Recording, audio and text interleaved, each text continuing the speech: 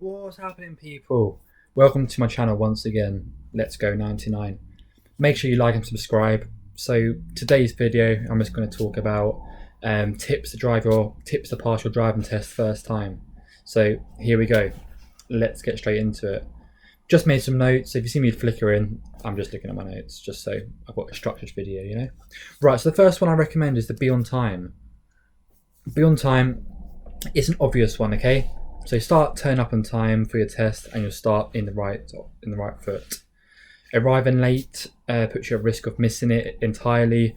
Rushing it will leave you flustered, you might make mistakes. And arrive at your test centre, a good 20, half an hour, minutes early, so you have time to prepare, and you won't be hanging around for too long. Right, next one. Have a lesson beforehand, okay? So I recommend fitting in a driving lesson on the day of your test if possible. That way you can go over any last step manoeuvres. You can ask for any clarification, if you've got any last minute questions.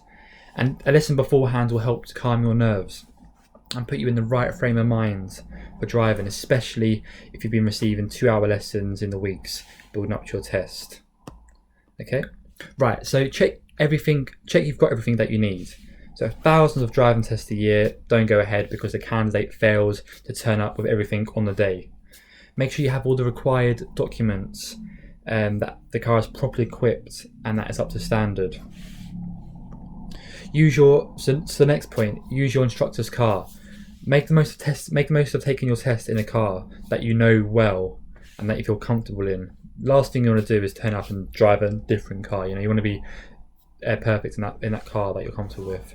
Not only will it definitely be up in the examiner's standard, there are certain requirements like having additional mirrors that test cars have to meet, and you also have an advantage when it comes to the newly changed show me tell me section of the test. So knowing precisely where and how to activate controls such as the aircon or fog lights, for example, and ask your instructor to talk you through the mechanics of the car as many times as you need. This will help you to sail through the beginning part of the test so you can start it and feel very confident before getting on the road. So next point I'd say is ask your examiner to repeat if you need.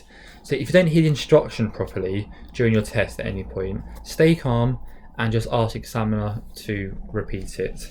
Panicking will only cause you to lose focus and mess up. Right, next point.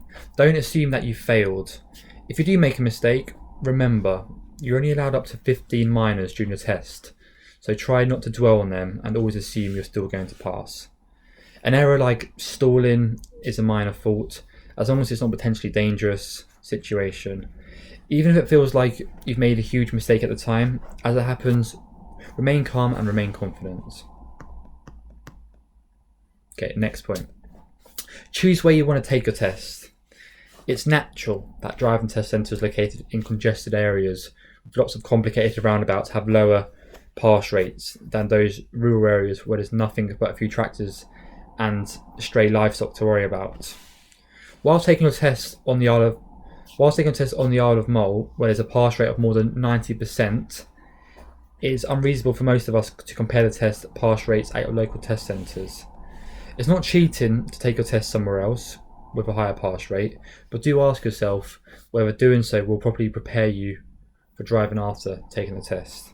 So me personally, when I took my test, I'm from Hemel Hempstead, so I've done mine in St Albans, very local. St Albans notoriously isn't known for a high pass rate because it is quite a congested area, it's quite busy, there's a lot of roundabouts, etc. But I wanted to be the best possible driver possible, so I thought doing this test at that test centre, once I've passed it, then I'll be a great driver. So yeah, I recommend just doing it local.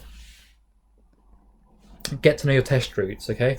So it's impossible to know where you'll be directed on the day or what traffic or hazards you'll face along the way. However, once you've selected your test centre, you can always get to know the area well and test routes beforehand.